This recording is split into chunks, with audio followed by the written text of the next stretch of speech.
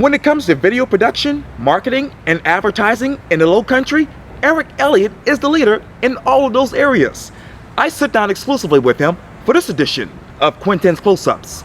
And if you haven't already, subscribe to my YouTube channel and download my free Quintin's Close-Ups app in your Apple or Google Play stores. And listen to this interview later this week on iHeartRadio. Eric Elliott, welcome back to Quintin's Close-Ups. And thank you, Quintin. I tell you, man, when you call, you have to go. I mean, it's being on a show with you, honestly and truthfully, it's a pleasure. It is a pleasure, not just for myself, for anyone who's ever sat in a chair next to you. Well, thank you greatly. I appreciate it. Well, you're very welcome.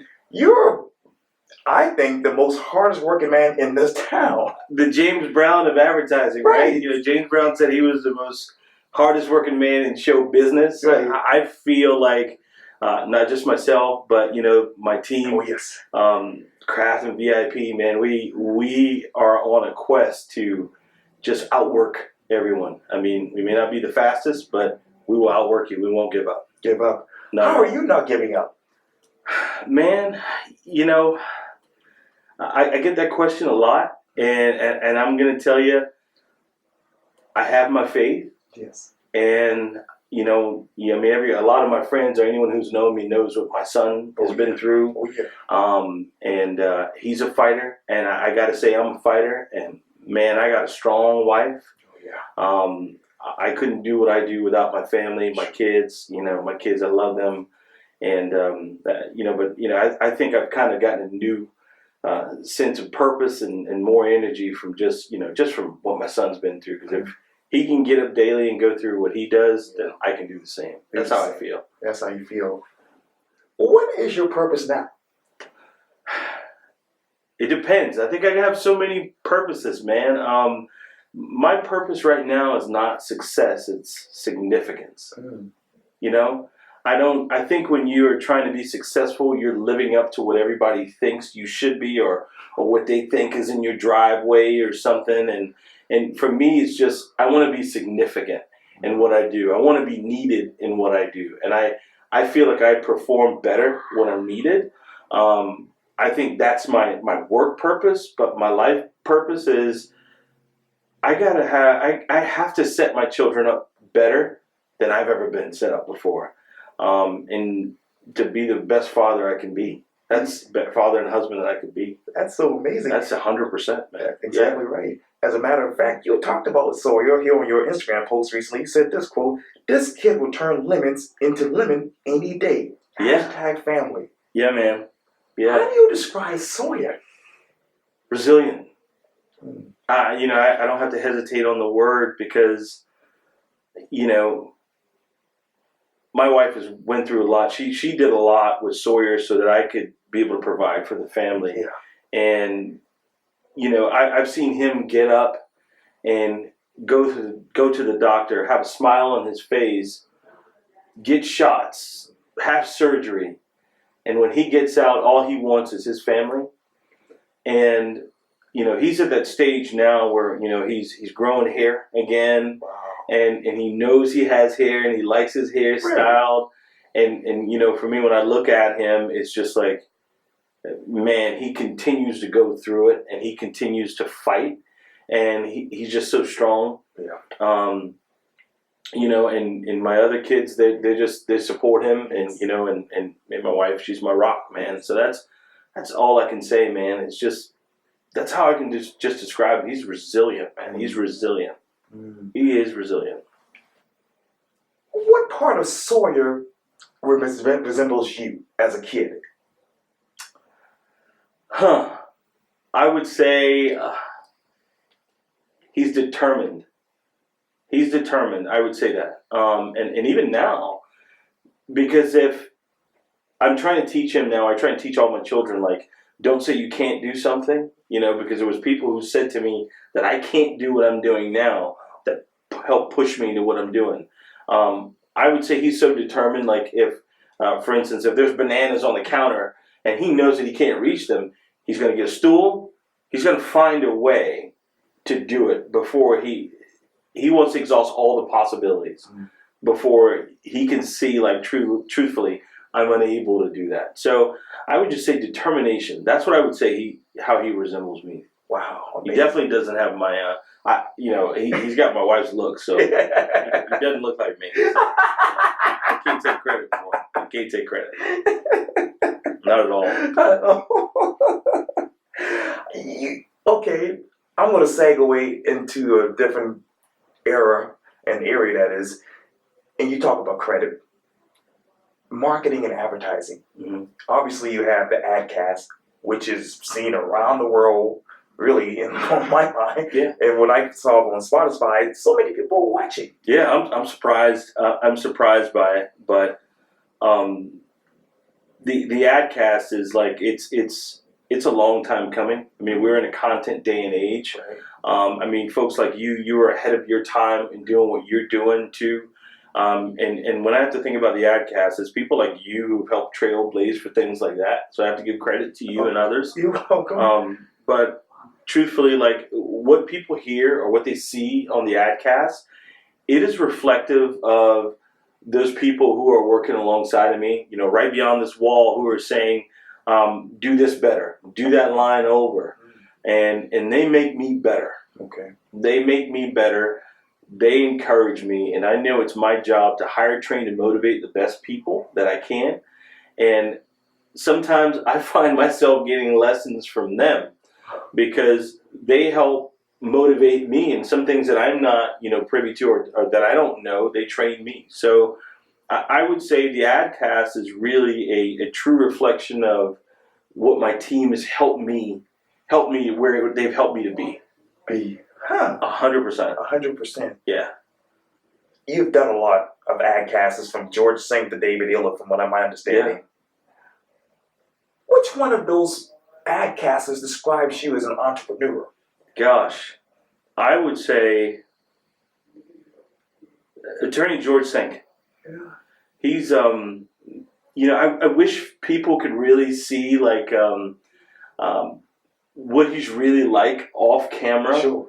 Because I mean, it's almost like iron sharpens iron, steel sharpens steel. Great. I think he helps make me better. He's a great mentor to me. And so if anything, he would encourage me. He encourages me just by seeing him. Like sometimes I don't know how he's able to do what he does, but he still does it. So if I had to say who better to describe myself as an entrepreneur, I would say he's probably the perfect example, of a great entrepreneur that I would say. And I think being an entrepreneur is just bigger than having a business license and having your name on a building.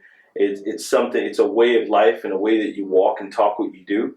And I learned this lesson from him, and I'll never forget it. And he always says, you do the right thing, the money will come. And I wish a lot of people kind of knew that about him, because he's like that I'm going to do the right thing kind of person. Yes. So I would say George Sink. George Sink. Mm-hmm. And I can't not help but look at this. If you hustle, you will never go hungry. Yeah. How do you keep hustling? Man, I'm never comfortable.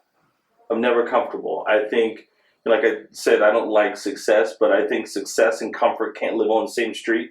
It's something I heard from Lisa Nichols a while ago, but I think that's true. I'm never comfortable, and I think any kind of success is not owned, it's rented, and you got to pay the rent every day. Oh, yes. That's how I see it.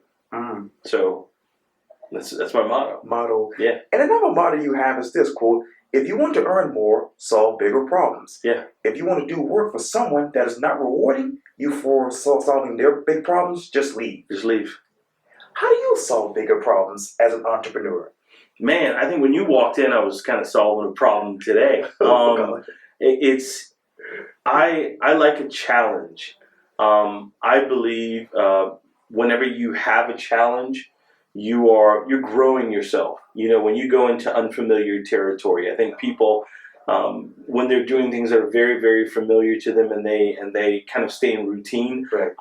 I don't want routine at all. I want to be able to learn and stretch my knowledge, and sometimes I've solved major problems. And I think the way I think about it is I'm not just putting together an ad campaign. What I'm doing is that business is depending on us, our entire team, for the livelihood of their people. So I can't afford to make mistakes sometimes. I can't afford to make mistakes.